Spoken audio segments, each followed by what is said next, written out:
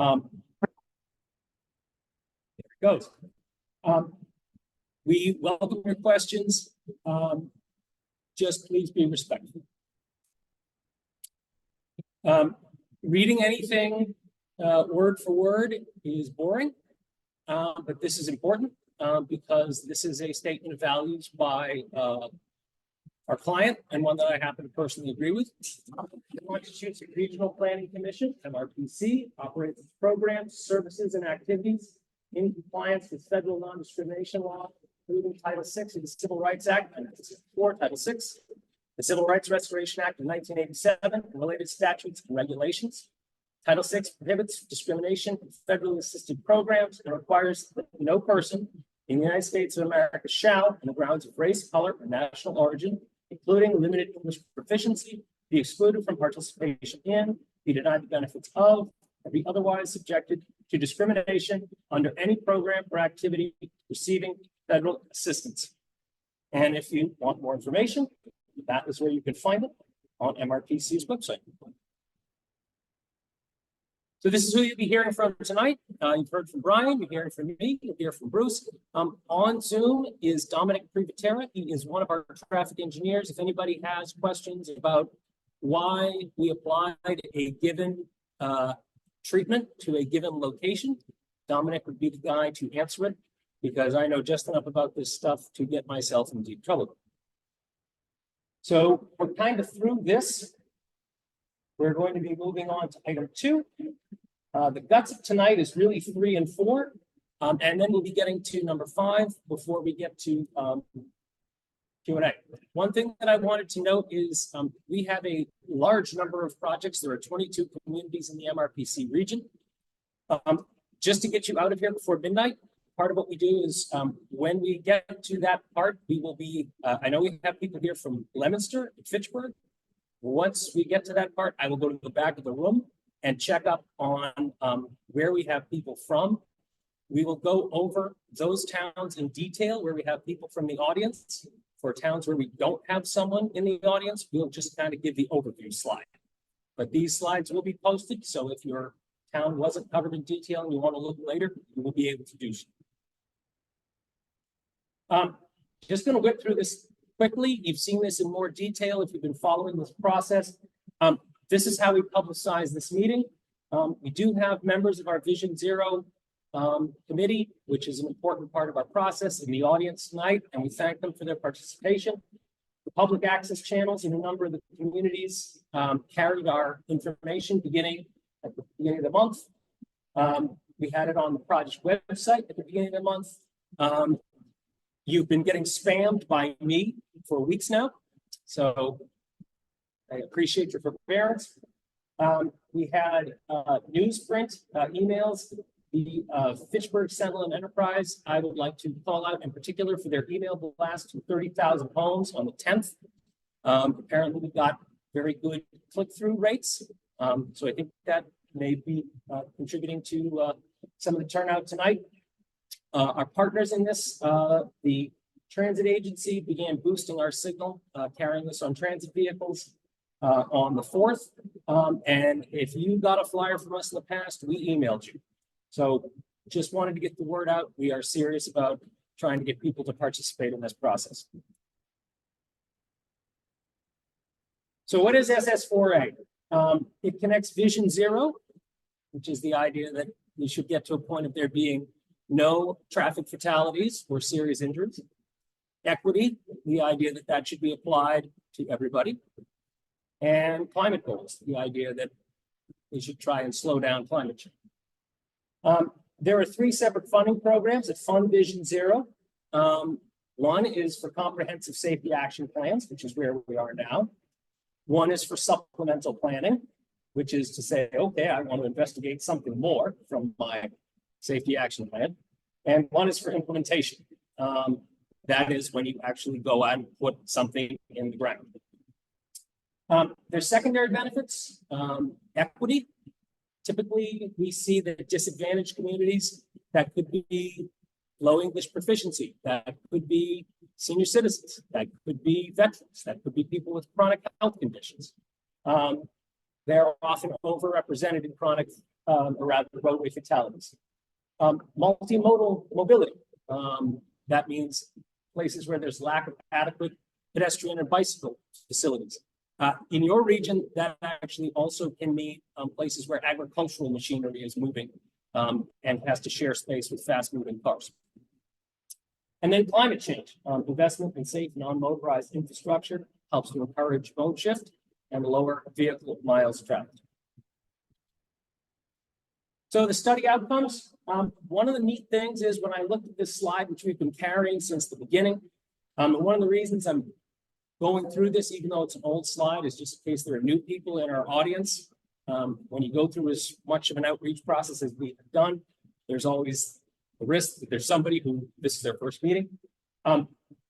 We have a number of these things. We have this, we have that, we have this, and we have the beginning of that, and some of these too.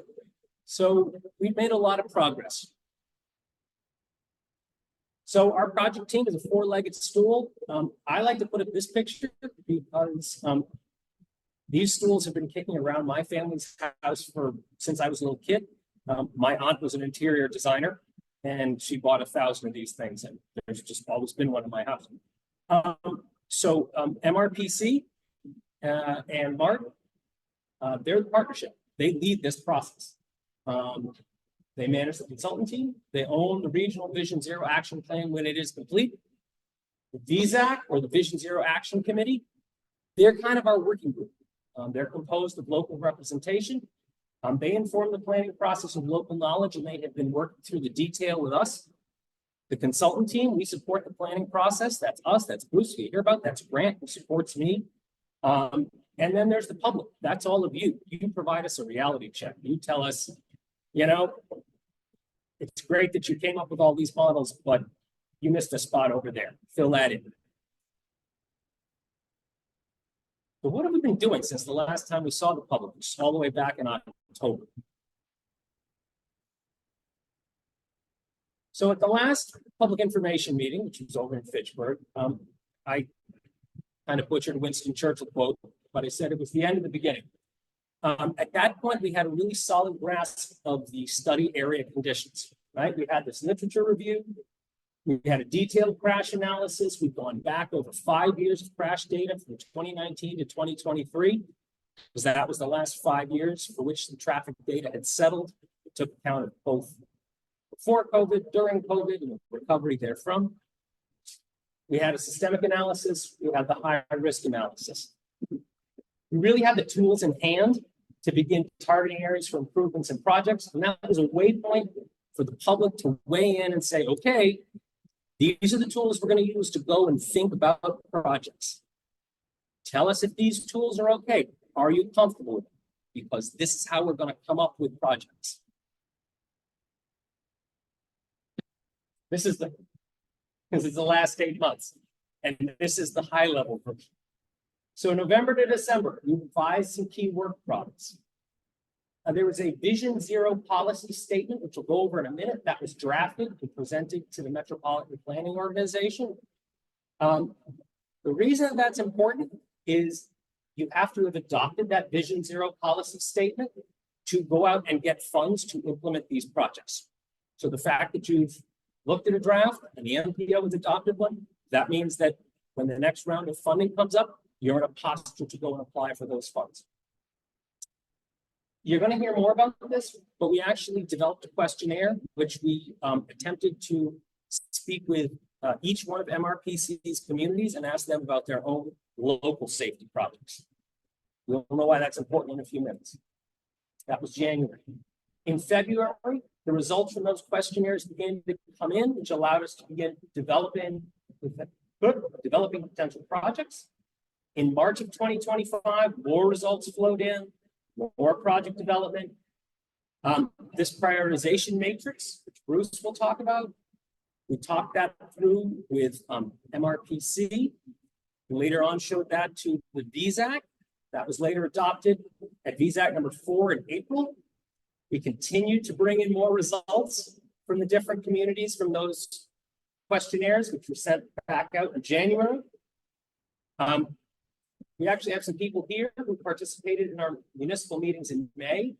So in May, we tried to have a virtual meeting from the Tuesday after Memorial Day to the Friday after Memorial Day with each and every one of the municipalities, ideally with the representative that answered the questionnaire, to say, okay, this is what the data told us, this is what you told us, this is what we think your project should be. What do you think? Tonight, when you look at the projects that Bruce is going to talk you through, those projects are the result of that effort. Early June, we had a list of potential projects that was shortened based on municipal input. The outreach for this meeting took place, and that brings us to tonight. We are happy to deep dive on any of this, but we want to get to the projects. There's a joke in this slide title. The bus has the high beams on. Tried for a long time. So there's been a lot of work over the last 8 months. The focus tonight is on that work which flows directly into potential projects or supports their eventual implementation. Vision Zero policy, right? For those of you who have been in this process in the past, it's aligned to the Vision Zero Action Committee's March 2024 guiding principles. Those are available on our website if you'd like to look at them. The thing that makes this important, it's a critical output for SS4A. It allows pursuit of additional funds in the 2026 funding cycle. What is it? It's a publicly adopted policy. It has a data-driven goal. It commits you to progress towards the goal by tracking by the adopted organization. There was a draft presented to the MPO in December of 2024. It was adopted in 2025. It has a ton of words. It makes lousy power. But this is really the heart of it. The 70% reduction in crashes causing fatalities or serious injury by 2050, with the goal of creating a thriving and resilient region where everyone can travel safely and confidently on our streets. And there's sub-goals underneath this, but everything is clustered under promote a traffic safety culture, accountability and transparency, acknowledging a diverse region, using data-driven decision-making, maintaining and building safe infrastructure, prioritizing equity and inclusion, and doing it with some rapidity. So this is the priority network. You heard me talk about the high risk and the high injury network. The high injury network, that was retrospective data. That was based on that 2019 to 2023 crash data. That's historical. The high risk network was a predictive tool saying, okay, if we know where the crashes have been happening, how might we create a tool that would suggest where might we see future crashes that haven't happened already? The priority network basically says, okay, if I take those two tools and blend them together, where might I look to create safety projects or interventions that would address these issues? And what it does is it assigns parts of the roadway network a priority. And you can see it gives everything kind of this, you've got this 4 levels of priority. There's priority 1 and 2, which gets kind of a hit from both networks, right? It popped on the high injury or the high risk. That's 1 and 2. 3, it got 1. So it's kind of borderline. And 4, it only appeared in 1, but not the other. So 1 and 2, you really want to hit. 3, 4, definitely get close to the edge. And neither, not included. Don't worry too much about this. This is harder to see. What's more important is this. This is our initial prioritization network. And I know the TV, we've got to keep the lights on a bit for the folks who might be watching on public access. It does wash it out a bit. But you can see that this ranges from a very deep red to a slightly less deep red to an orange to kind of a gently yellow. This was our initial prioritization network. We had this sort of around December, January, after blending that high-risk network, predictive tool, and the high-injury network, the retrospective tool.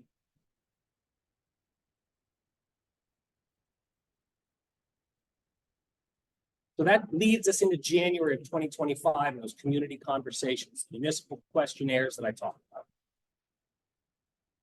What we didn't want to do was just take this map alone and say, okay, that's it. That's where we'll go to our projects. Because what that could have done was led us down the road of proposing projects for places where MassDOT might have already had a project that they'd recently installed, or that they had one in planning, where your MPO had a project recently installed, had one in planning. Those we could find by looking on the internet because there are GIS layers. What we really wanted to drill down to is, are there town-led projects? Because those aren't good, right? You can't necessarily find those on the internet. What we didn't want to do is do all this work and then go to a municipality and say, we think you should put curb extensions at the intersection of Washington and Main Street, and have the DPW director say, that's great, Mr. Consultant, very smart. I put them there 6 months ago. Go back to the drawing. It was our goal to avoid that kind of an embarrassing moment. So we spoke with 21 of the 22 MRPC communities. We nearly got them all, really a clean sweep. The goal was to ensure that we wouldn't propose projects where one was just completed, or propose something where something was already in planning. We asked about recently completed safety projects or currently planned safety projects. We asked them, hey, what do you know about local problem spots? We asked about countermeasures, safety improvement tool preferences. Are there things that your community has tried for safety improvements that you either didn't like? You know, the community didn't like, it was out of keeping with your character or community. You know, it didn't fit. It was very urban and rural, for example. One of the things that came up is people have a lot of concerns about trucks. So we looked about where there might be additional warehouse capacity coming online. And because there is one more round of grant funding available from the federal government, we asked about individual municipalities' capacity to support grant writing. So this is the projects. So this is where I'm going to bring Bruce up. He's going to get into these in just a moment. But I just want to leave you with a couple of key points. The technical analysis done to date, right? These projects come from somewhere, right? They come from that high injury network, the retrospective data, the high risk network, the predictive tool, a detailed crash analysis, that prioritization network, right? Comparison of the prioritization network to known MassDOT and TIP, Transportation Improvement Program projects. All the conversations we had with the 21 communities that were willing to talk with, and the initial review of the projects that we came up with those municipalities during that week of May 25th.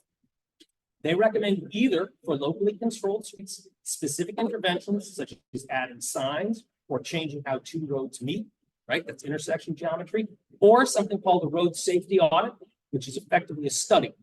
If an intersection is very complicated or there's shared jurisdiction, this project is designed to work on local streets, not streets with state jurisdiction. But sometimes you may have a road where here's a state road and it's crossed by a town-owned road.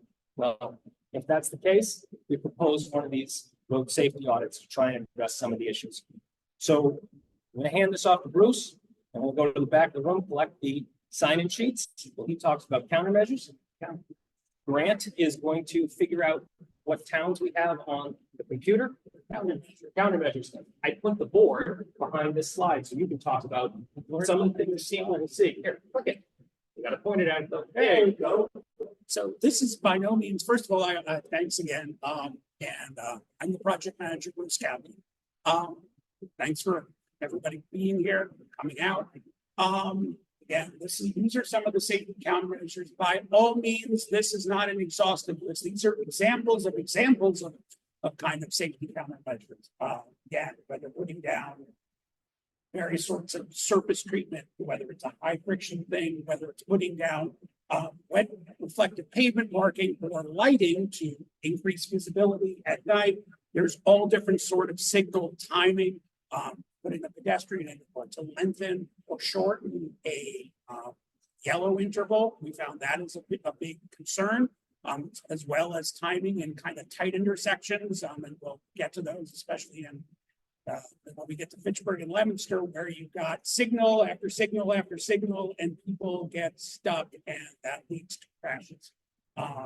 Again, we've got other various things, signage enhancement that includes everything from, as you see there, stop signs ahead to dangerous intersection coming up, which is a lot of what we saw in excuse me, a lot of the rural areas, potential for that, where there's an unsignalized intersection, but it would be perhaps good to have signage letting people know, hey, there's going to be a sharp merge up here that you might miss if you're on the main road.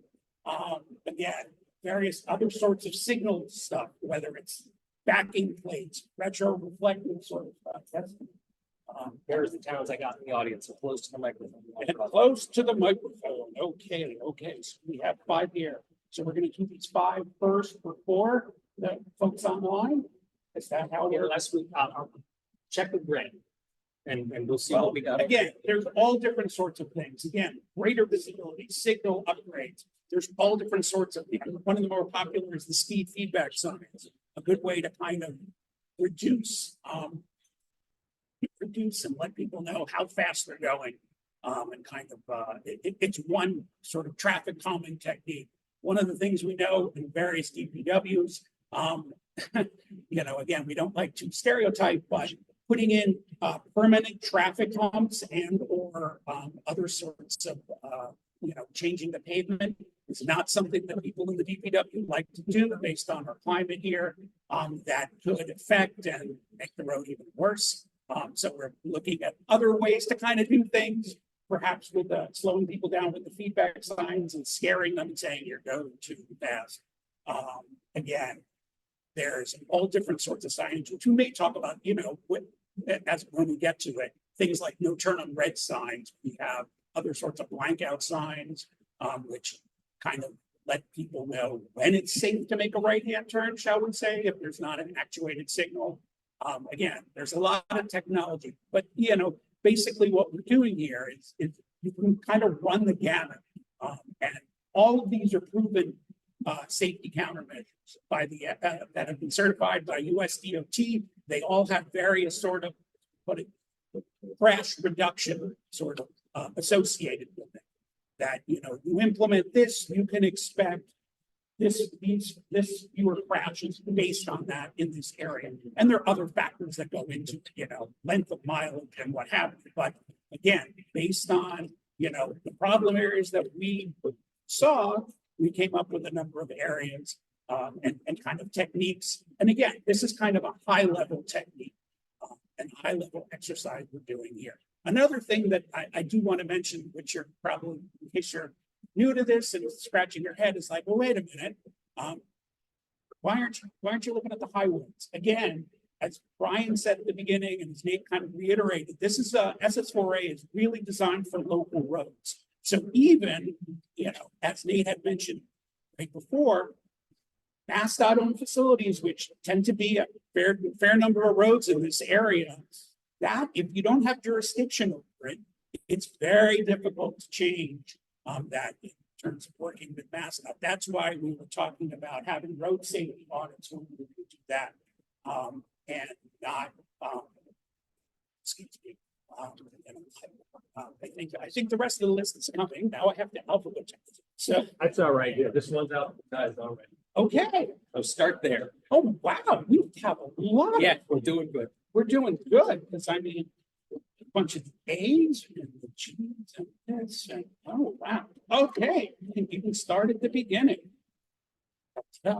So, again, thanks for we have this in a nice big safety report. But again, this is not an exhaustive list of what you're seeing.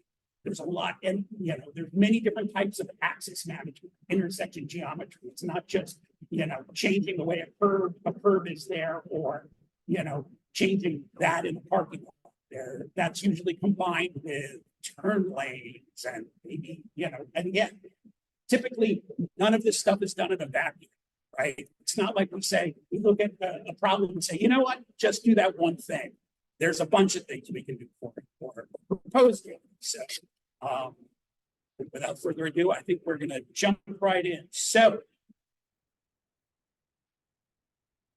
our first community is Ashburnham, which we have someone on the phone, or on Zoom. So as you can see, we came up with 2 areas. Now again, we'll see other areas here, and you're like, wait a minute, this is all red. Yeah, as you might see here, this was already a project that was done. We don't want to touch that.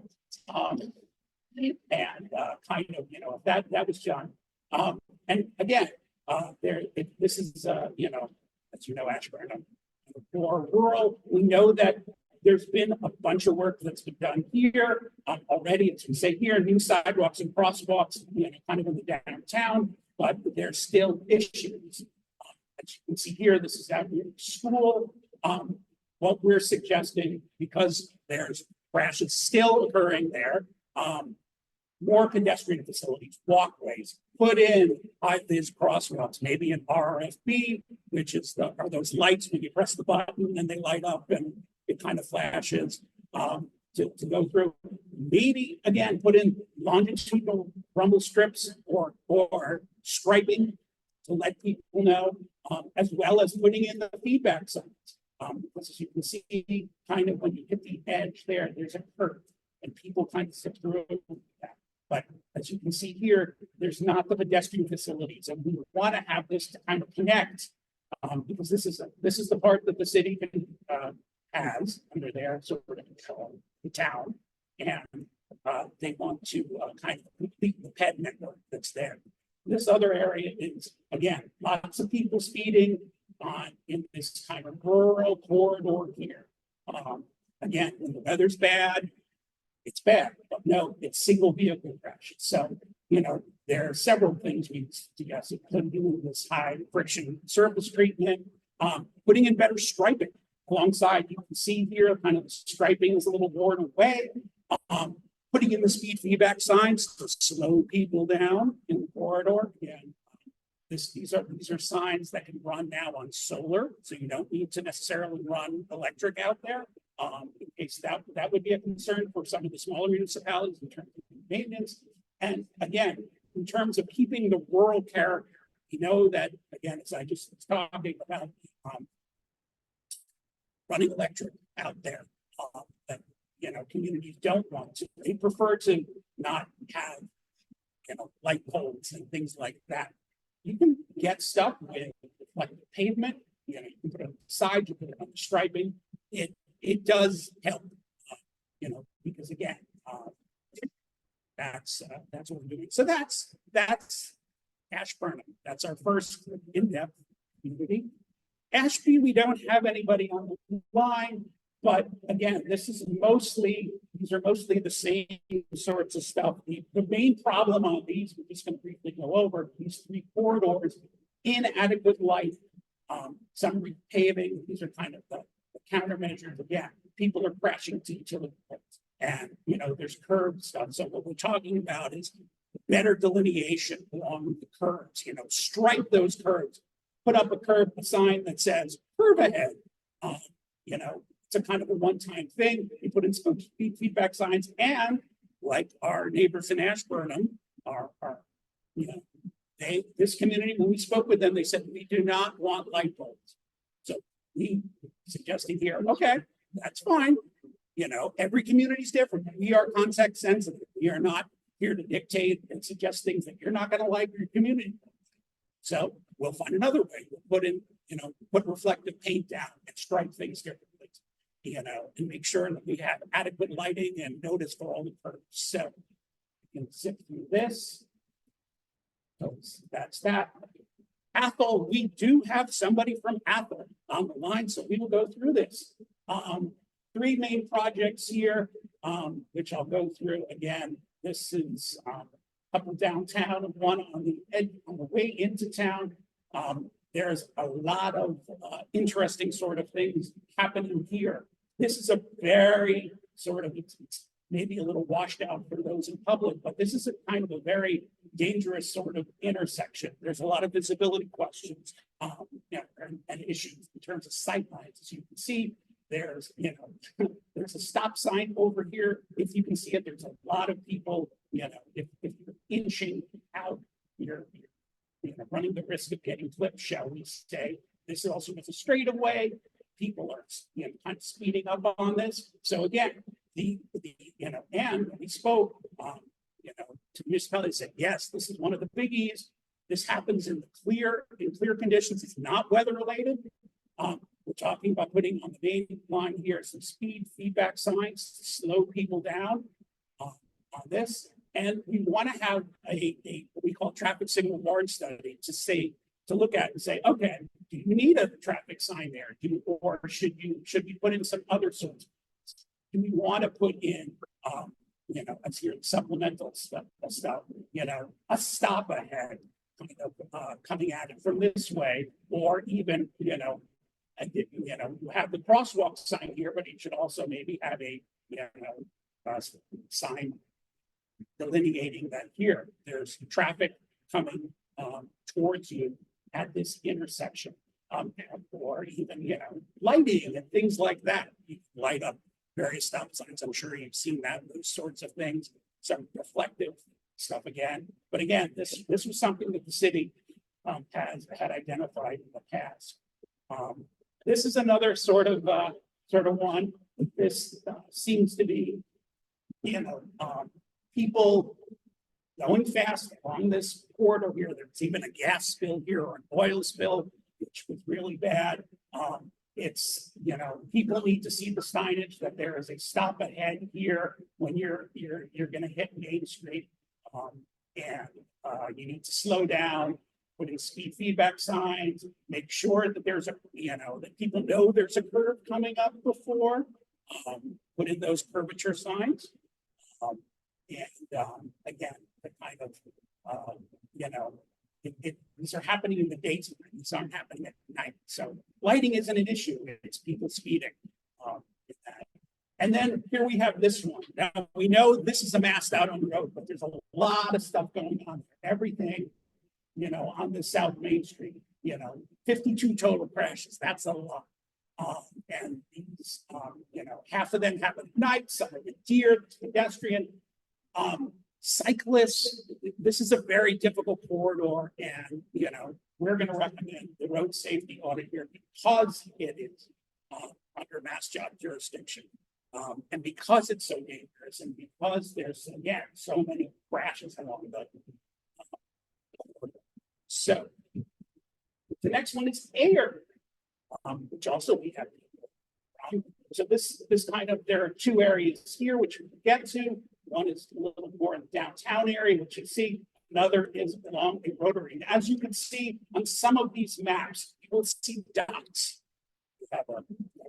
Okay, you'll see dots on some of these. What that indicates, it's the same sort of color scheme, right?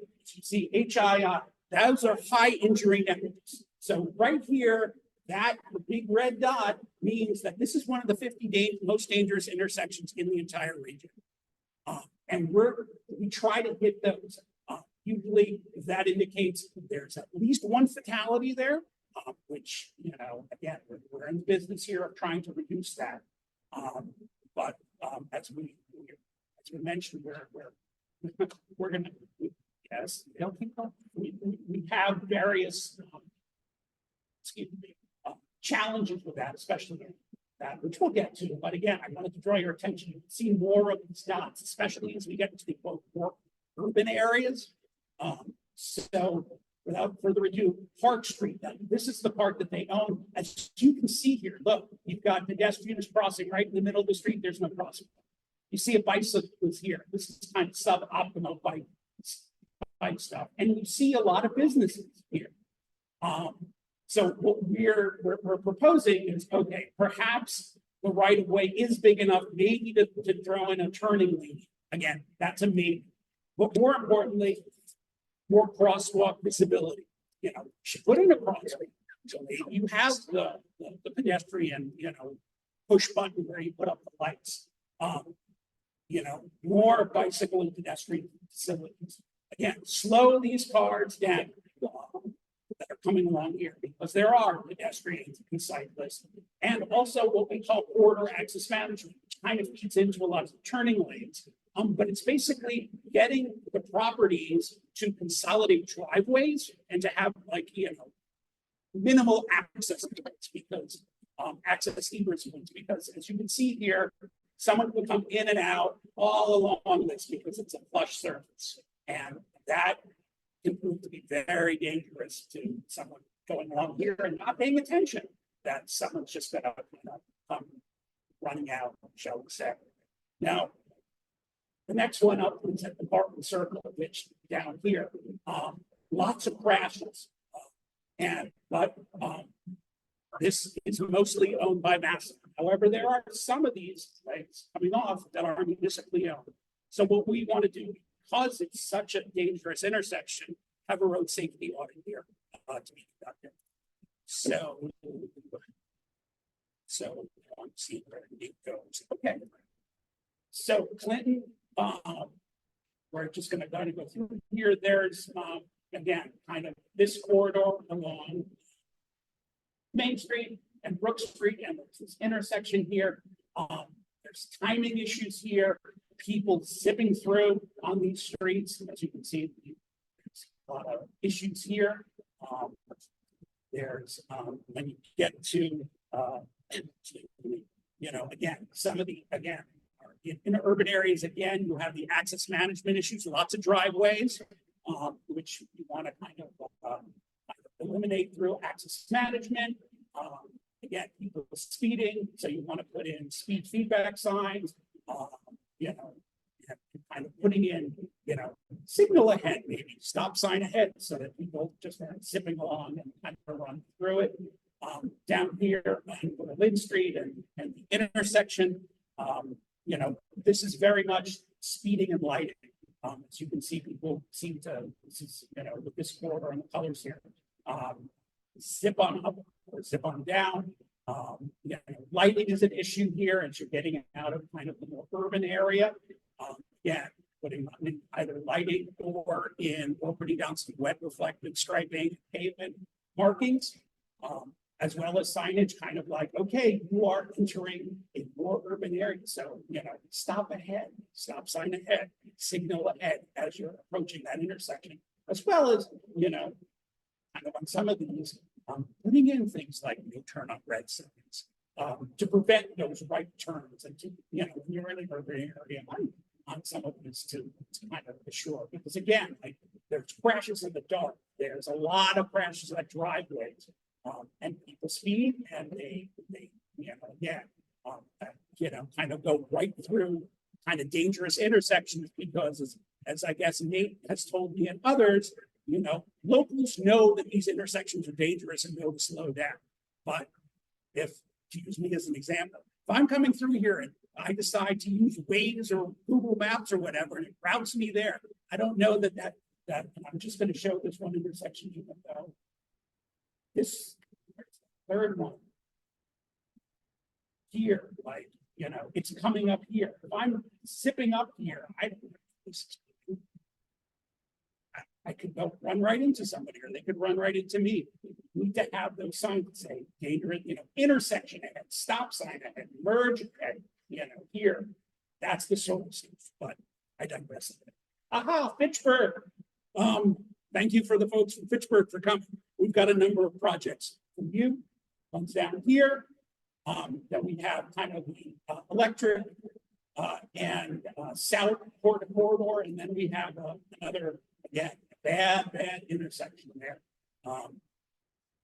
Now, this is, we've been told this is, you know, there are a lot of crashes around here for a number of reasons. It's curved. It's not a sign that says vertical clearance with the kind of actual measurements on it. So people do, run into, the embankment or the bridge or what have you. So what we say is put more signage saying bridge ahead or curb ahead, repaint those pavement markings along, put in better stuff along the sides, curb it. Maybe put in some rumble strips in the middle, again, or striping to indicate, like to let people know, don't depart from your lane here. Because again, there's lots of these crashes. Narrow underpass and a curve, and if it gets wet or snowy, could be very dangerous. Now here, again, electric, we know that there's a number of stuff going on here. People zip through on this. Right up here, there's a nice little roundabout. Yeah, I know that there's this, but again, if you're kind of driving through, people can miss this. You need better signage. You need signage, maybe have this, and then one even closer up as you approach it. For example, speed feedback to slow that down. People are, again, you have a lot of single vehicle crashes with ditch trees and utility poles. That indicates people are speeding and not staying in their lanes. And again, weather seems to be a condition now. Again, this is kind of the north-south leg of that, where you're going, electric and Noosa and south. Again, lots of stuff there. There's a lot of crashes again coming in and out. We're talking about maybe are thinking about lighting, for example. Paving as well, as you can see here, a lot of the cracked pavement, repainting, putting down, again, types of pavement markings, maybe wet reflective as well, putting in some, again, as we said, retro-reflective sheeting on signposts, for advanced warning, that, okay, intersection ahead, stop sign ahead, signal ahead. Again, it's a lot of rear end crashes, people coming in from the sides, as that is going on. But again, these are kind of, this is as you can see, this is a signal sort of issue down at Bemis Road and Airport Road. These are, freestanding sort of signals here. People disregard it. They get stuck in the intersection, as you can see here, between two different sets of signals. We want to retime the signals. We suggest looking at retiming to make sure there's enough clearance, because all you need is one person not to that's break the pattern, and you end up with a lot of trouble. You can see here the stuff right at the intersection. That's all worn away. There should be much better pavement marking, where there should be a stop bar at each side. There should be, an approach saying, step ahead. Also here should have intersection guide mark showing, okay, I'm coming here and I want to go there. Do I go all the way up there? Do I cut through like that? I know I'm not exactly holding it steady, but you kind of get the picture what I'm talking about. There needs to be more guidance here to kind of get people through the intersection safely. Again, improving that green cycle there. Again, it's timing the red and yellow, but then there's also kind of other sorts of little technology you can do to extend green time if there is enough demand in the intersection or approaching the intersection. So that's Fitchburg. So next, Gardner. Again, we can see a lot here, but we're focusing on this area, which is again the Timpani Boulevard and Gardner Road. Just gonna cross it. Okay. The Gardner Road and the intersection of Broadway. Again, there's a lot of people inattention, failure to yield, speeding. This is the blank out signs that I sort of was talking about up here. Because again, people are not seeing this. These are, coordinating right movement. There's a lot of accidents coming in and out of these are shopping centers. So access management has actually happened here. You have something going in, but the signal timing doesn't seem to be enough to get these people through that, or even these folks through the intersection in time. So we want to kind fix that, as well as, there's other sort of ways of making these signals more prominent and hopefully getting people to obey more signals. Because again, it seems like the majority of crashes happen at these retail driveways that have signals. Okay, so you gotta improve the signals in these areas. And then again, this is actually up towards the downtown area. As you can see here, you've got signals. It's improving, like we said, the Bemis Road and Airport and Fitchburg. You want to improve, the visual for drivers to see it, as well as timing and making sure people have enough green time to go through, and green time for the reds and the yellows to make sure. But also other things, again, coordinate when it's safe to make that right turn in some of these, because sometimes, again, people don't know, they just go and they're not paying attention to traffic coming this way or that way. So those sorts of things to save. So, Groton. Okay, so Groton is basically down this corridor here along Main Street with two specific areas. Again, the boundaries of this are between Pleasant and Powder House Road. You should see. Again, there's crashes. Again, this should be better striped. There should be one of the things we're suggesting in the next sort of slide. You can see it's striping the actual parking spots and having kind of a no park right up at the intersection, because people end up getting involved with crashes if they're making turns, not doing turns right.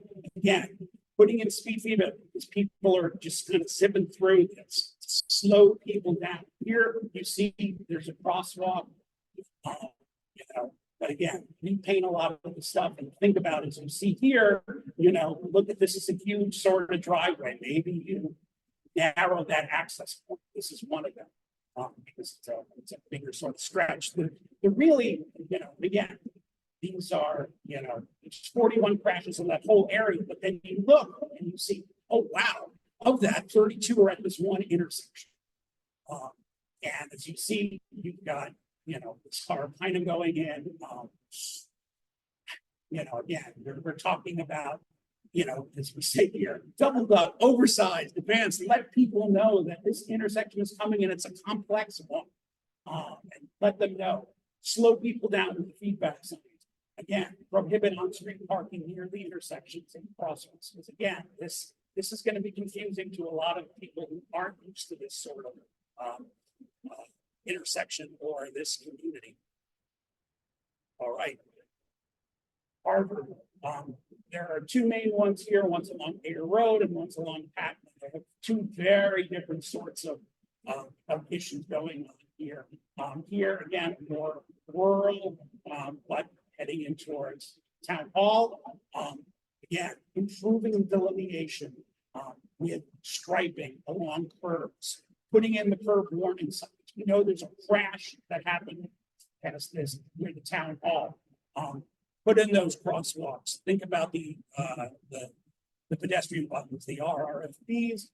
We know there's a proposed mass stop shared use path coming in, or at least it's proposed to come in. So coordinate with that. Put the speed feedback signs in. Again, think about the strips and the stripes for two people in the leads. Again, these are single vehicle crashes. This is not. Which we seem to see a lot of in a lot of these more rural areas. They're single vehicle crashes. People are speeding and not paying attention. And this other one, this is again, this is in the Devons area. There's this Patton Road. There's like at least four different kind of conflict areas.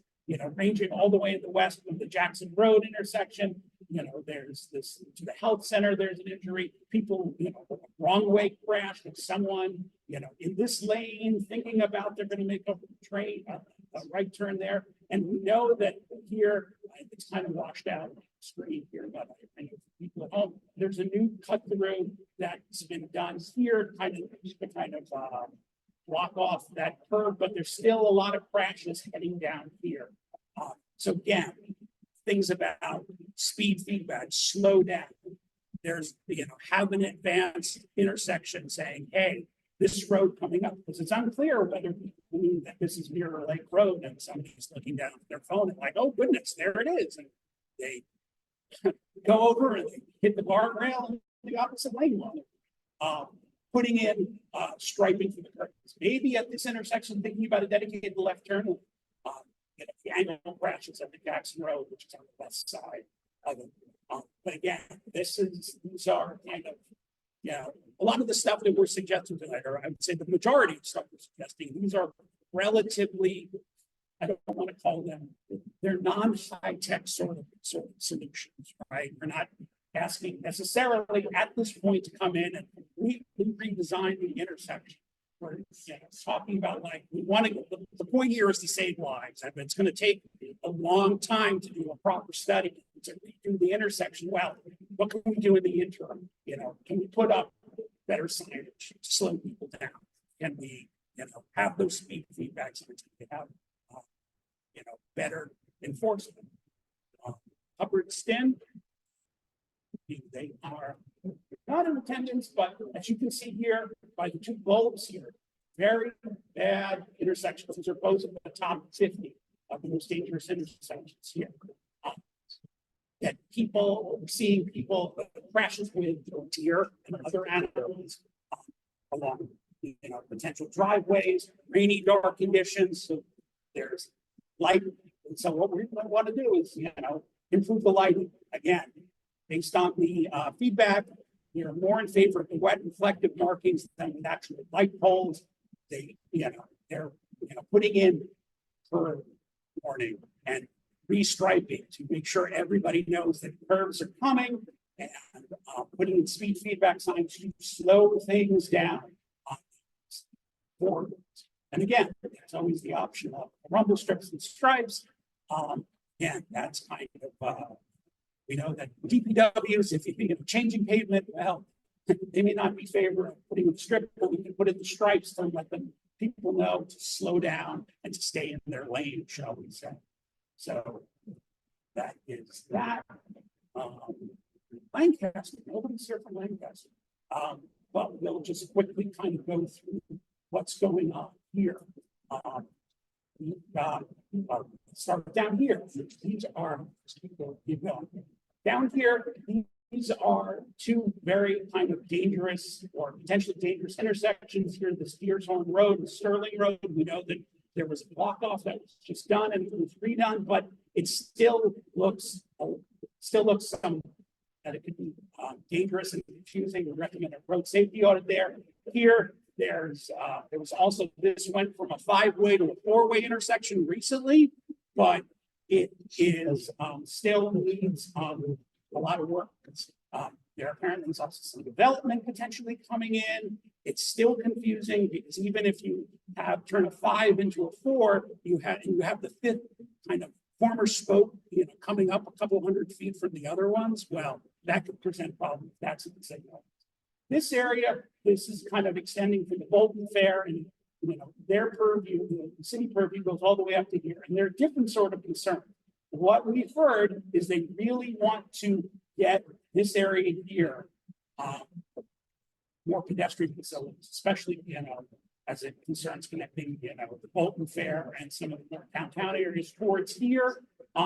We're looking at again single vehicle objects, single vehicle crashes. A lot of it is kind of approaching right before the ramp, so put in some up to 190. So what we would think is put in some speed feedback signs, get some better delineation of pavement markings, have big signs saying, hey, interstate coming up, ramp coming up, as opposed to, again, coming up, more redesigning segments. But as you can see, it is very windy here and it's easy to zip on through and, on a nice day and think that everything's great until you encounter other places like animals popping out or coming the other way. One of you isn't really paying attention, which is frustrating.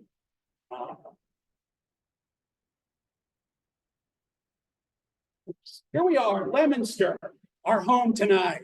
I thank you guys for having us here in Leominster. So we spoke, and there's two major sort of things we are suggesting. I know it looks like more, but you can see all these red dots and the red areas, and it's really difficult to kind of pick. So what we're suggesting is kind of there's two things, and we'll get to this in a moment. But for the number two, where you see this, really what we want to look at is kind of more of a municipal signal timing program along some of these corridors that we mentioned. I'll get to that in a minute. But the first and foremost was this Mechanic Street. We know that people use this as an alternative to the Leominster Connect. 43 crashes there, single vehicle crashes. People speed on that. People are, don't yield. There's distraction. We think you should put in speed feedbacks. You should, again, better marking. There's little to no marking here along. Where's the curve? Where's the lane?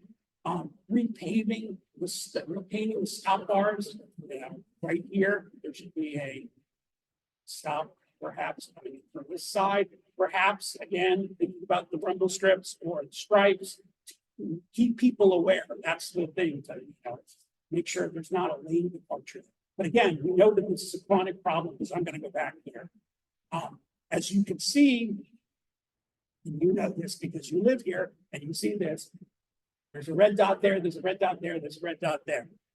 So right there, people are, this is a very dangerous sort of corridor as people are approaching it and taking it. Because again, they're like, I don't want to take a certain connector, I can get there. Nobody takes it. I could just go as fast as I want.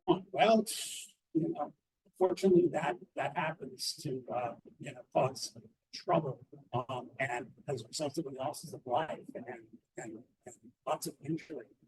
Really, again. So we kind of came up with three different corridors. One is along kind of the New Lancaster corridor, as you can see here. And again, you can see that the signals are a little, they're not exactly super, how should we say, visible and prominent. You kind of go and you can see it, but again, people aren't yielding. They're not staying in their lane. We want, striping here. Again, advanced detection to improve the green cycle. There's a lot of people here. Okay, give it a little more green to make sure everybody gets through it. Improve the signal time. Put the speed feedback so that before the intersections, they can't just fly up and down. Again, you don't want that. Because again, people take advantage of it. I know I do. We all do. Go faster, but you shouldn't. And this is kind of the actual intersection. As you can see, look, right there at this intersection, it's again, this is why we need to time this better. Here you see one, but again, we need better pavement markings.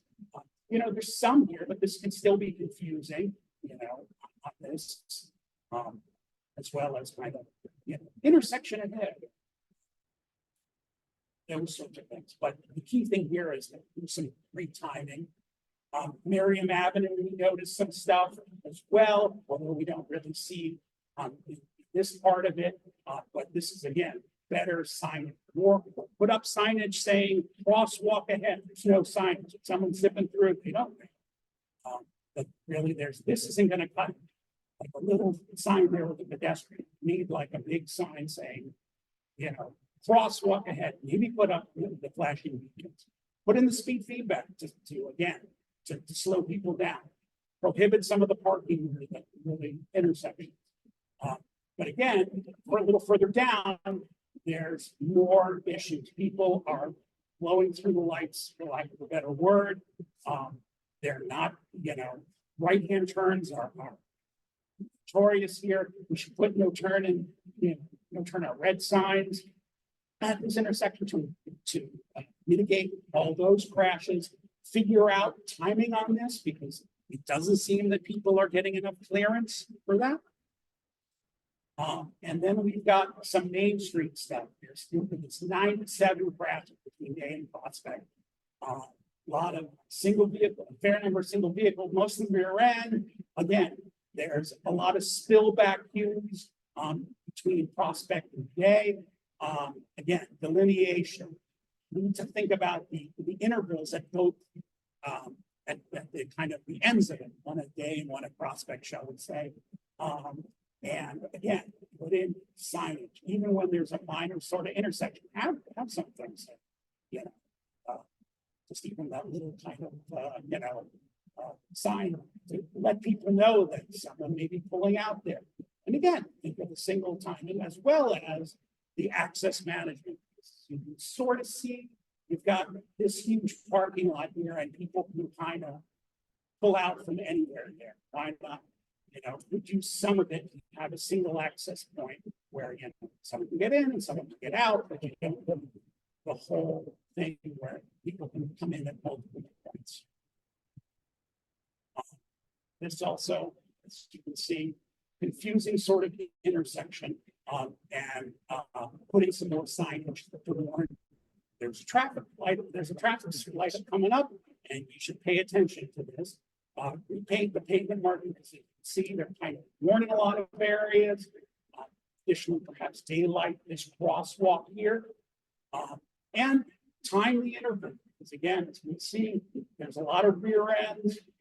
People, again, with utility poles and fixed objects, that means somebody is caught by surprise and takes the corner too going too fast. Failing, or is swerving to avoid another vehicle in the intersection. So yes, that's Leominster for us. So Lunenburg, we came up with a couple of them. Again, there's Electric Avenue here, as well as this down here, the Leominster Shirley Road, also known as Shirley Leominster Road, and it's which also extends over into Shirley. You've got people speeding along these. Nothing, you didn't miss anything, just cross them off, you're good. But you can see, we know that like down here you have T, this is Wayland Street, this is being addressed, but there's still issues, just because you address this sort of intersection. So you can see this is kind of a straightaway, people speed, so put in the speed feedback signs. Here, lots of curves going along here and a lot of vegetation to clear that off, as well as there's some repaving, putting in, delineation for the curves, maybe even some curve warning signs, as well as intersection warning signs. We know that there was an RSA that's done right up here recently at E, that some things have come to fruition there in our plan, but again, there's this corridor that we're told was, particularly dangerous. Next one, Peters End, another rural community. Again, like with many of them, the problems are lighting related and lack of signage. So, and people going too fast on roads where they shouldn't be going too fast.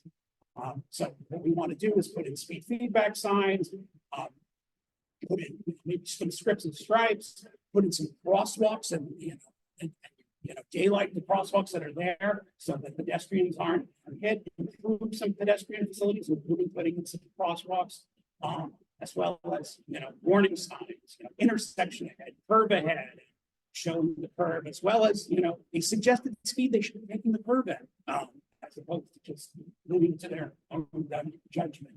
We think that they probably won't,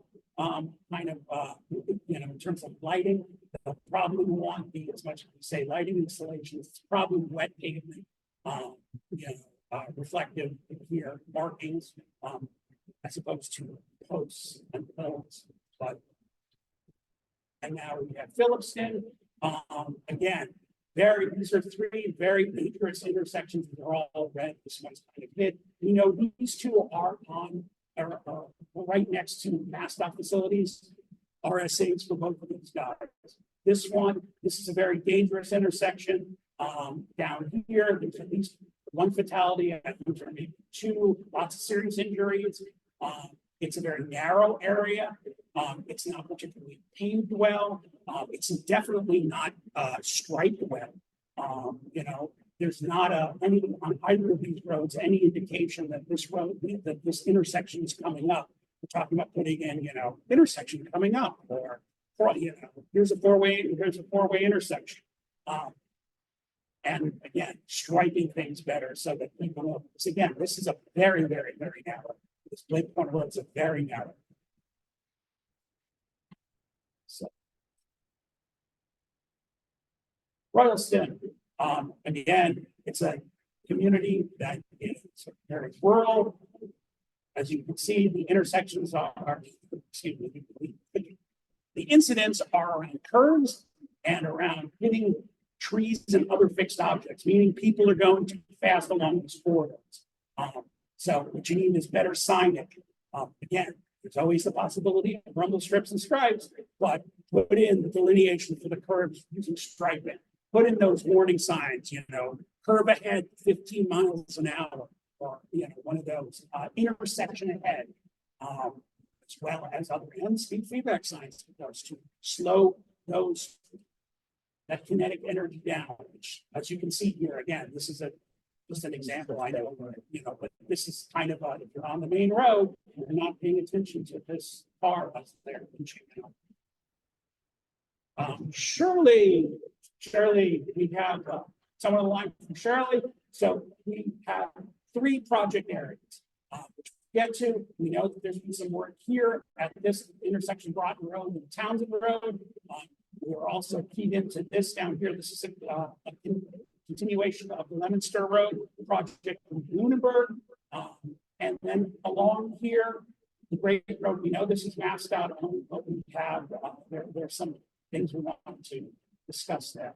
So again, we know that there's a lot of crashes there. We know there's single vehicle crashes.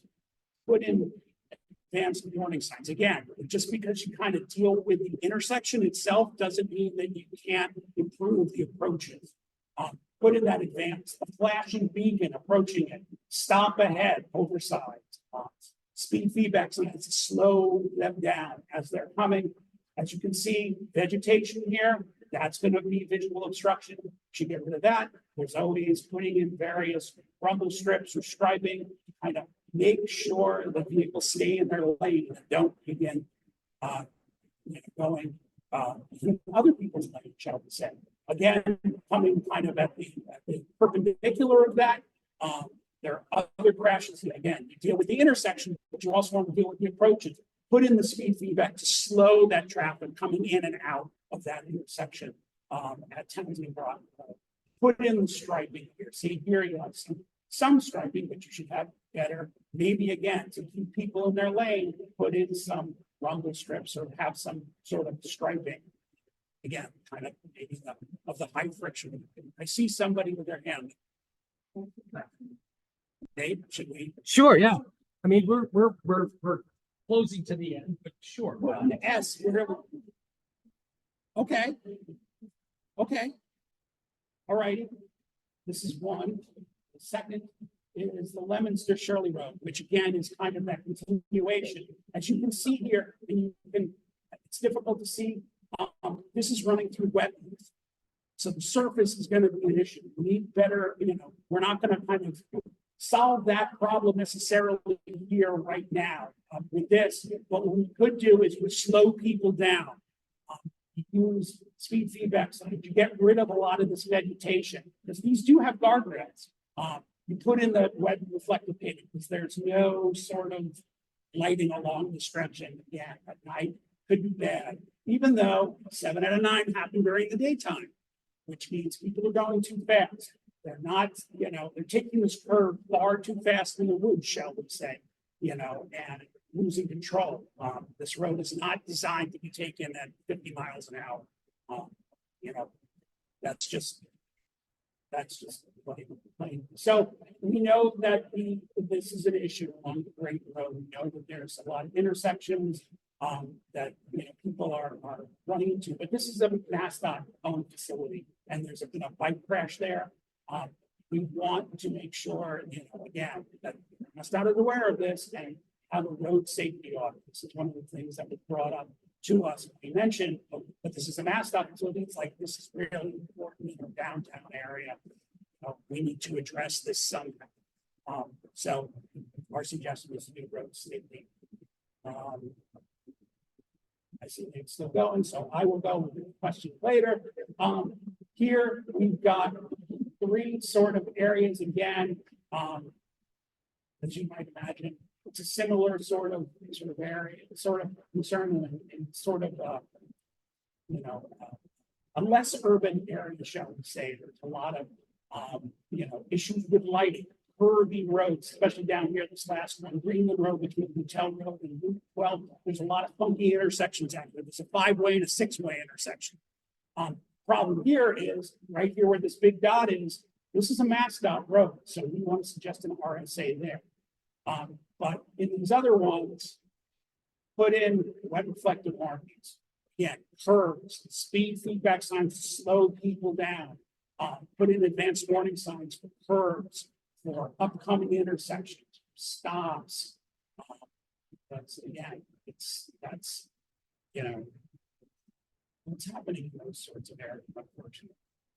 And we are in Templeton. So here, I can start backwards. Central State, we know that this is a MassDOT facility, but this again seems to be a critical area of lots of crashes. People are zipping through, exceeding the speed limits, not yielding. Should have an RSA here. Same here. This is much more rural. People are not kind of taking these curves far too fast. We need to put in curve signs. We need to put in better delineation, striping for the lanes when you do curves. Again, better pavement markings, rumble strips. Put in those, kind of right pavement markings for reflection to move forward. So avoid those rollover crash, which very dangerous. Townsend, which is who we have represented. So we have 3 sort of suggestions here. As one of them is up here on Greenville Road. Again, there's nighttime collisions. These are very rural sort of areas. We know that this corridor gets slightly busy. We know people use this corridor as a cut through, kind of right from here and down. That kind of traffic here. This accident is probably caused by traffic here. Somebody's cutting through and zipping down. This is, not well lit, not well signed. Again, there's collisions with trees at night. People, striking other things. Again, fixed objects off the roadway. That means people are going too fast. They're taking curves too fast. You need to put in the stripe edge. You can see, you can't see the striping there. On the sides, improve the lighting, put in the wet reflective pavement lighting. Put in speed feedback signs to slow people down. Let them know that this intersection is upcoming. There's kind of a job coming off this and some cross traffic. This is Brookline Street, kind of also coming, that's a little bit coming down from New Hampshire as well. Similar sorts of things to be recommended, but again, there's a lot of head-on collisions and fixed objects. I mean, people are going too fast and we run into the guardrail. They keep the curve too fast. Speed feedback signs. I know I sound like I keep repeating myself, but these are proven techniques that will save lives. Full stop. Put in the pavement markings so that people can see at night better. This is a rural area. We don't expect lighting necessarily to be put in there. Put in better signs about the curves, as well as maybe a recommended sign saying, take this at 15 miles an hour. Don't try to zip through this at 45 miles an hour. And then we have this intersection that's kind of out and this is that intersection, as I said, that's connected to the previous one, where there's literally no signage whatsoever, and people just are using this as a cut through, and they will get some, like right here. You can see this is kind of where it is. It's washed out a little bit here, but it's not signed. There should be, intersection warnings. In fact, there should probably be a stop sign there. Pavement marking. There is no pavement marking whatsoever on the approaches here. There's no lighting. That should be done there too, because we again, that people are using that as a cut. And we know that again, as you saw that big red dot, that's one of the 15 most dangerous intersections in the region.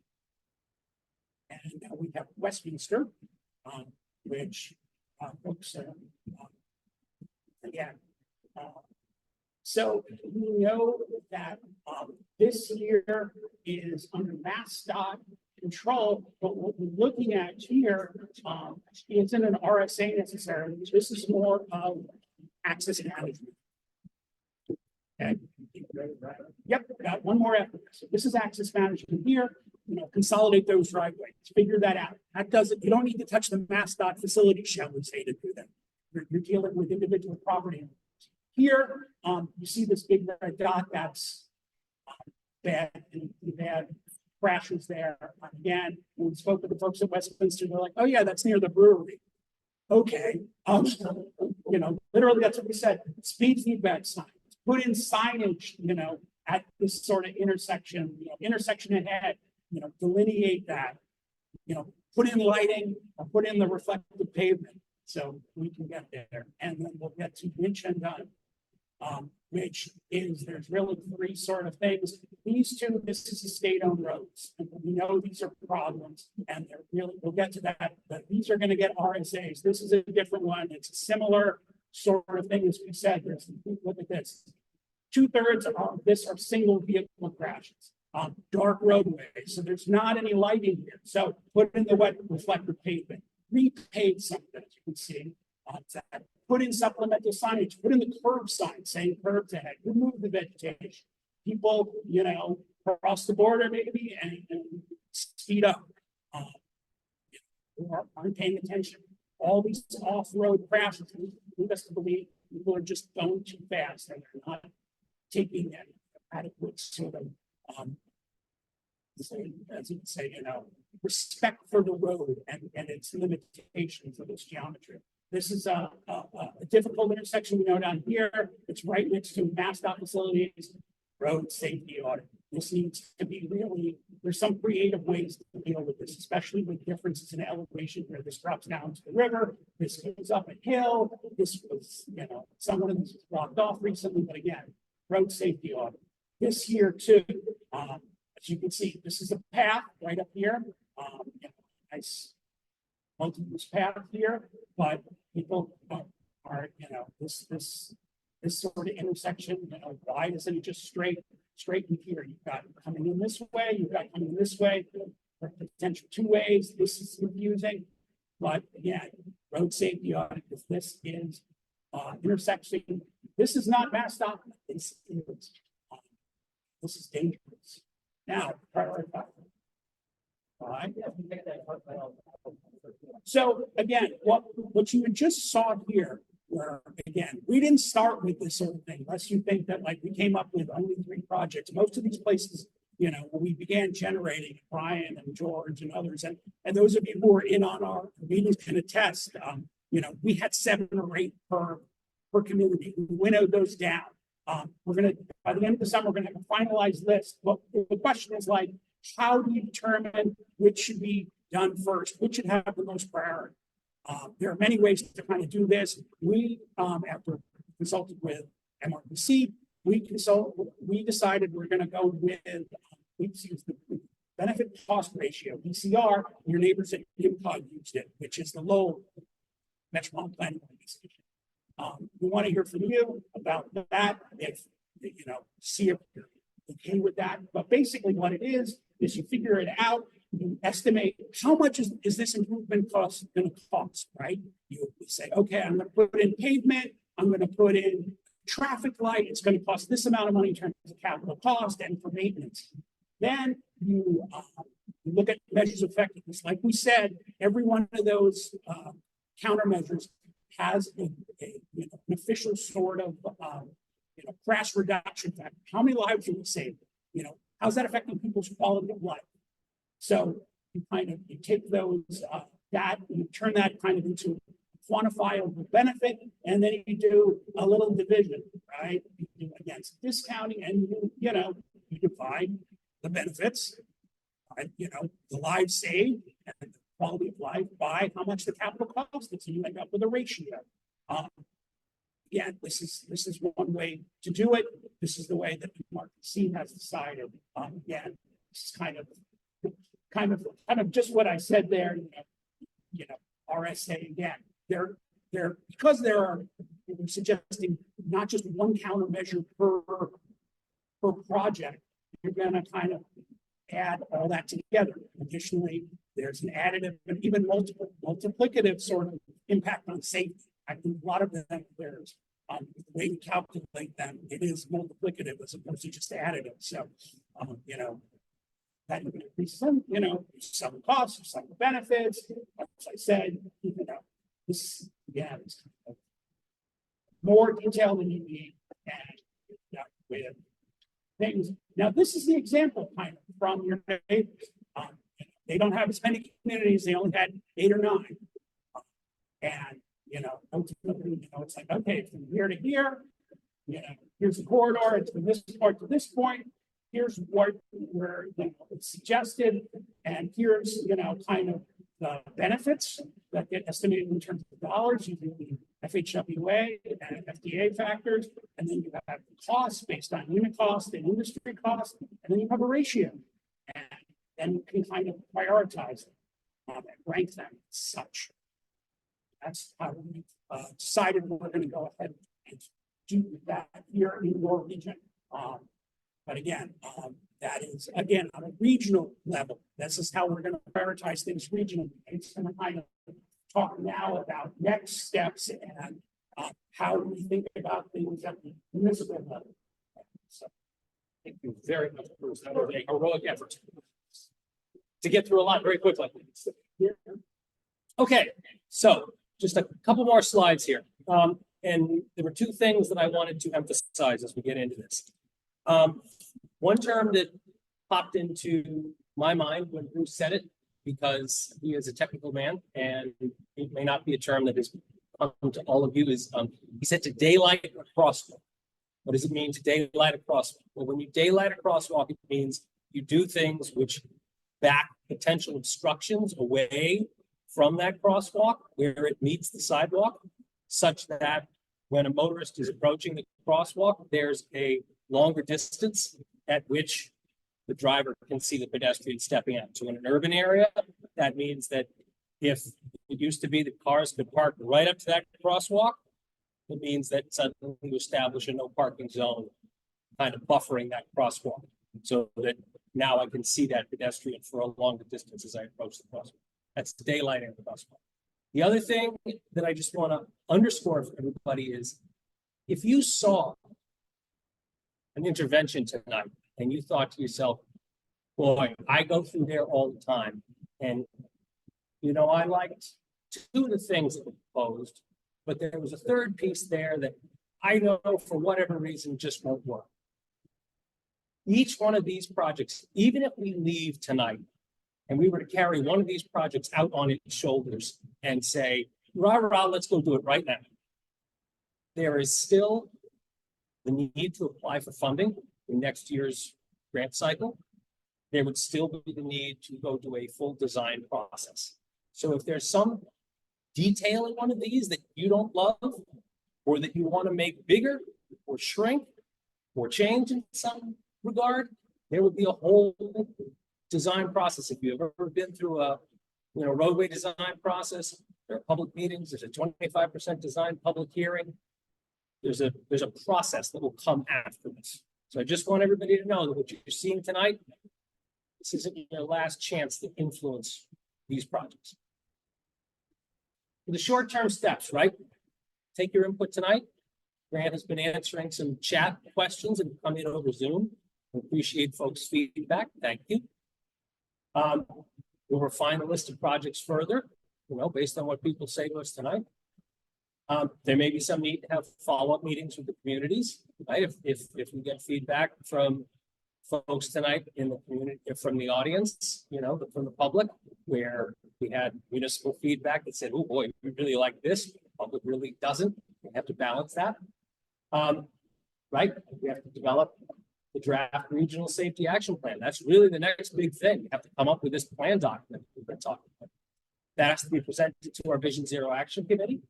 It then gets presented formally to the public, and that inaugurates a 21-day comment period. The goal is a formal plan adoption by the NPO for September meeting, finalize the plan report, and there's a dashboard website which everybody gets to follow with the projects once they are formally in there.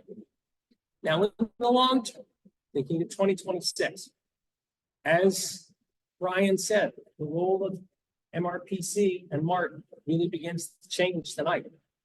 To date, they've been the leader, been driving the bus. Post-plan adoption, the responsibility really starts to shift to the individual towns to pursue these projects. Individual towns can reference the plan and say, hey, look, these projects are in the plan. We'd like to pursue this. There's at least one more funding cycle under this program in 2026, after which we don't know what may happen to this program. We know there's at least one more round. So MRPC can help with the grant application, right? But each town has to be responsible for its own application. At the end of the day, it has to be signed by, somebody at the town who says, yep, I'm with Fitchburg and I approve. And increasingly, towns and residents will need to play a more active role in the process. MRPC ultimately can't, because they don't have jurisdiction over these roads, they can't apply for a grant to go make some change on a road in an individual town. So that's just to say that, once this plan's adopted, it kind of goes to all of you to, kind of make it yours. And that's why I want to share these all with you tonight. So with that, we've got a whirlwind through this. Q&A. Yes, ma'am, please. What is the process of the towns to adopt the plan? Is that part of the vote, or is it done by the officials? How does that work? Yes, certainly. I'm just going to repeat that for the folks at home on Zoom. So the question that was asked was, what is the process for the towns to adopt the plan to go to a formal town vote? So adoption of the Regional Safety Action Plan that we're talking about tonight, that's done at the MPO level. All right. So that's the Metropolitan Planning Organization. Once they adopt it, then the individual towns are able to point to that and say, okay, enshrined in this planning document that's been adopted by the MPO, of which we are a member, are these projects. And we would like to pursue funding under this program to go after these projects. And you can then apply to the Federal Highway Administration to get money to implement the projects. Yes, please. Yes, the short answer is it does not necessarily have to go to a town vote, right? This could be the DPW or the city council or various staff saying, hey, we have a shot at getting this money. Let's apply for this. Ultimately, as you go further down, you get into a design process, that's probably going to have to be public hearings, but this is just to apply, after this gets adopted to be like, okay, well, we should be, we pointed that out. That looks like we could be competitive for that. You have civic staff kind of prepare that application and apply for those grants. The same way they apply for other sorts of grants. Not every grant has to go through city council or town meeting or what have you. But again, every municipality is different. So different municipalities have different sorts of ways of doing things. But the short answer is no, they don't necessarily have to have a public process and have a public vote. They're just applying for this grant. Once they get the grant, that's it. So, Yes, sir, please.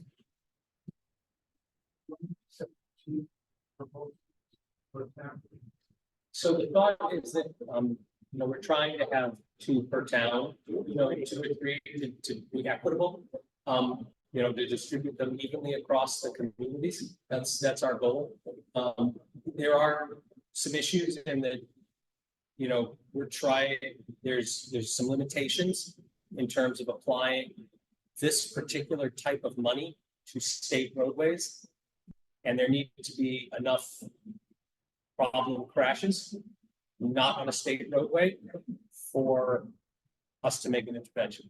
So in some of the very small communities, we're almost strapped to find something. And then in some of the big communities, it's almost hard to find which one should be picked first. So it's a little bit less Euclidean than we might like, but 2 or 3. Okay, so application.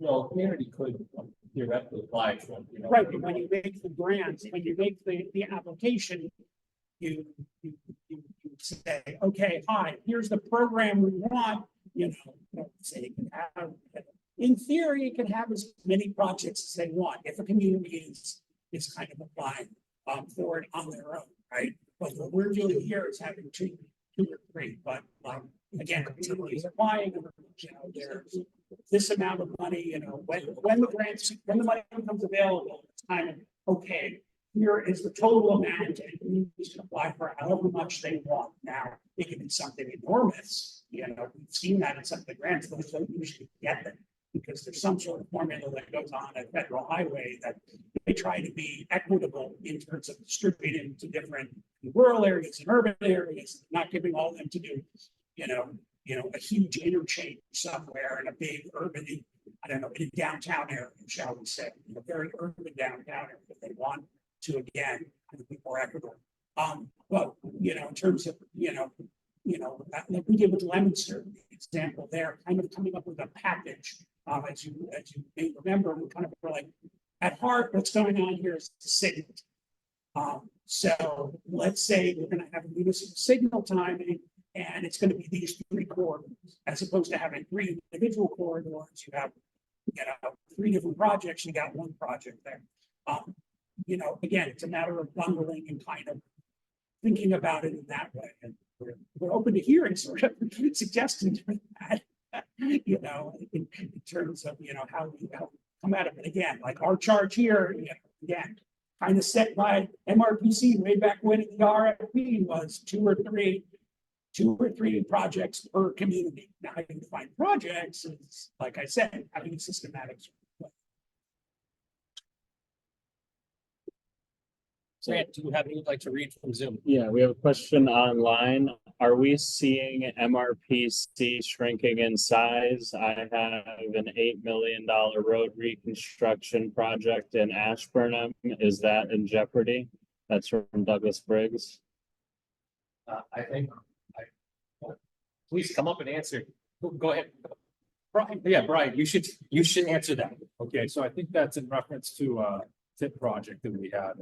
It's a totally separate program. It's federal money, but this is total separate outside of what we typically see in our region to the TIP. So no, that's not in jeopardy as long as the design process continues on that Ashburnham project on 101. So no, that's totally separate. Thank you. We are not allowed to answer questions about MRPC's checkbook.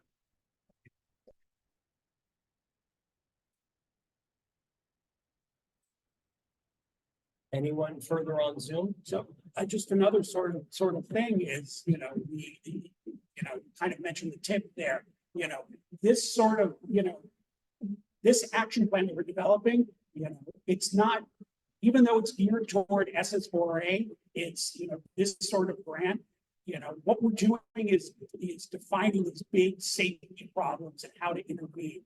This could, again, see further study. If it doesn't make it in the SS4A, maybe the communities rally and think about saying, this is a really big problem.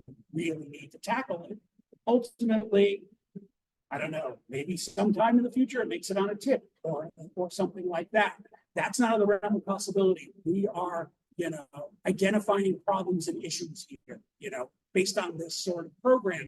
But that's not to say that if this program doesn't deal with it, regional planning agency and even municipalities can deal with it in other things. We're not just, this document is not just for this program, right? We've identified where some really bad things are happening and where people are getting killed or seriously injured. We want to change that. And if it's not done here, well, take that knowledge and take the information that we have and say, hey, look at the benefit cost ratio. If municipality X, if you just do this, can you figure this out?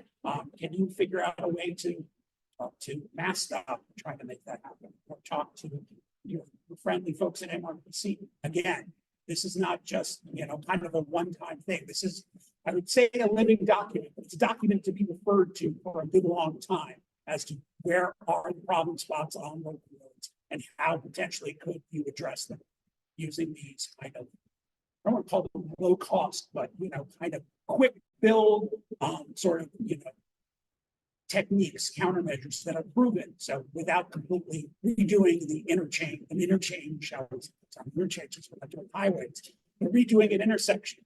If you put down pavement markings, if you put down put in lights, reflections, markings, fix the signal time. What are you going to get for that? How many lives you say? And carry that forward as time goes on. See here, that's a question. A regional problem is heavy freight vehicles using narrow local roads as cut-throughs. This endangers vulnerable road users as well as car/drivers. 4 feet move over regulations don't work when vehicles are enormous. The region needs a plan to funnel heavy freight to appropriate roadways and keep them off narrow local roads. Yeah, thanks. That's a regional issue we've been aware of because a number of warehouses going in, some of the smaller communities are concerned about that. So that's more of a regional issue. This particular program is focused on more site-specific locations. So by virtue of having some of these locations identified in this plan that we just went over today, those are qualified now through the Safe Streets for All program. The freight issues that exist in some communities, and we can see that as a growing issue as well. We're aware of that. We recently just did a large study in sort of this motion of the region, so that all comes back to that. We're aware of those issues. We're aware of new developments that are popping up that may contribute to additional issues and the effects on those roads for freight traffic. As for the Safe Streets for All, it's largely informed by crash data, among other things. So hopefully we have some buy-in from communities to get money for these specific locations. Maybe not exactly what the countermeasures are tonight, but we hope there's interest in pursuing those funds for these particular instances. Thank you. That is for our Zoom questions. And the one thing I would remind folks is that when we did reach out to the communities, between January and April, to kind of tighten the focus for these projects, we specifically did ask about whether they had, warehouses or, what they call fulfillment centers, where Amazon originates, packages. We said, do you have anything planned? Do you have anything, in the pipeline for expansion? So, MRPC has that information in hand, and fairly recently, to Q1 of this year. So they're hyper aware of it and focused on it. And I would also add kind of, in the areas where we know that it's an issue and there are accidents that we've identified, we can, again, I hate to say, using kind of some of these low cost sort of things. Many of you have seen some of these in other parts where there's a sign that literally said it's factory or warehouse, or heavy truck traffic ahead, right? And that's like a little perpendicular like this, and it's trucks coming out, so that people aren't taken by surprise when all of a sudden these semis come up onto their road, right? And to, as well, kind of have signage and slow people down while that's happening, or if it's at an intersection, saying, "Hey, wait a minute, we've got more of those, vehicles coming through there. We know it's a problem. How do we adjust the green time for that to make sure that truck makes it all the way through, as opposed to like, oh yeah, the truck's going to get caught halfway between, and somebody's not going to pay attention and hit it, flip it." Those are things we can kind of address, knowing again where David said you could ask, where's the stuff going in? Yes, it's we're aware of the narrow sort of things, but we can do some things, striping, lighting, signage, that can improve things, short of redoing an entire road, shall we say, or again, as Brian said, they looked at separate freight studies, look and say, all right, where is it a problem? How are we gonna address this? So again, like where it intersects, I guess the short answer is where it intersects with us, we can try to, with the areas we can try to address in several ways. So.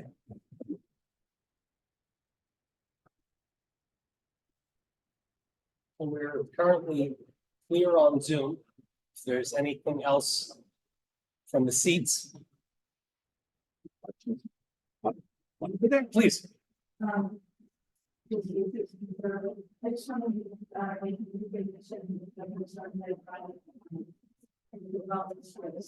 Yep. Right. I think my question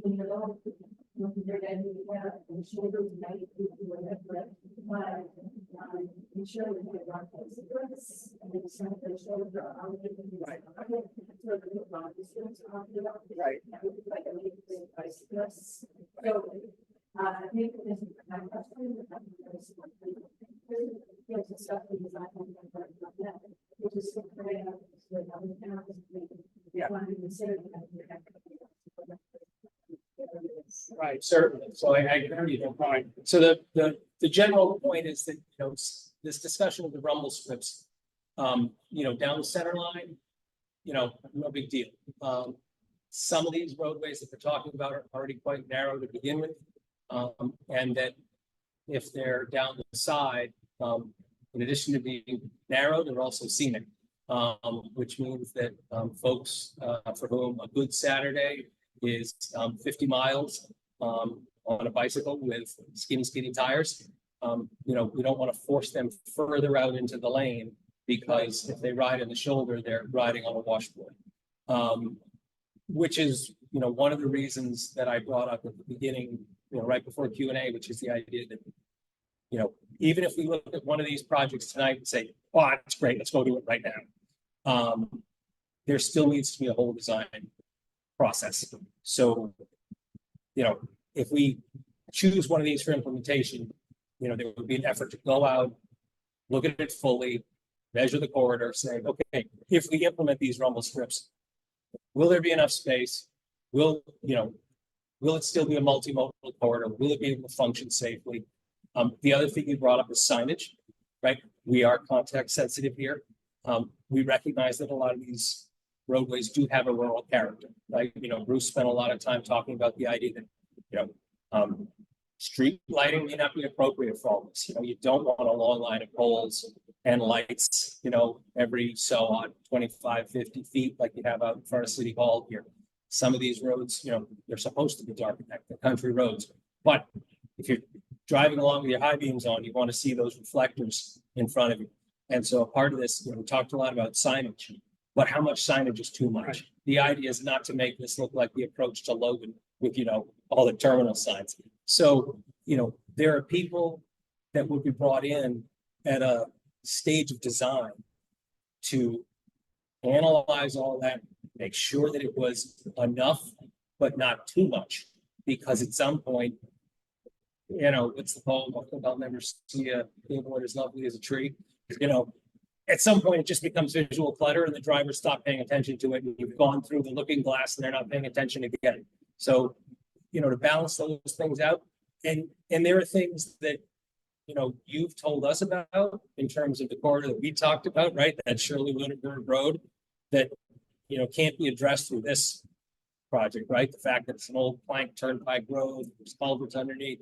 There's what we can do through this, like we were just talking about with the trucks. But all of these projects would have to go through the full design process so that they could be constructed. There's nothing up here tonight that a general contractor, no matter how talented, could look at it and go, okay, guys, start shoveling over there. So we would have to go deal with all that and things like what you brought up and probably stuff that we haven't even thought about tonight would come up through those processes. So thank you for saying it again.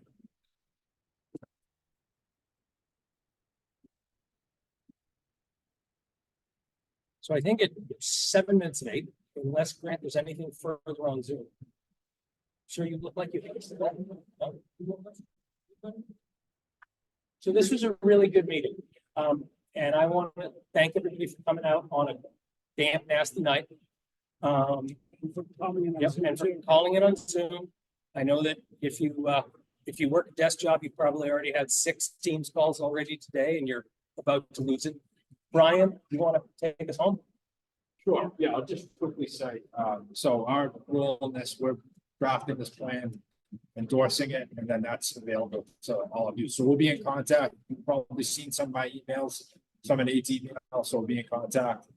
You know, when the next notice of funding opportunity is available, we'll make sure people get that and probably get another copy of the projects that we identified. And so, we're taking on that role and hopefully, municipalities take it and, apply for the funds as well. So, thanks everyone for tonight.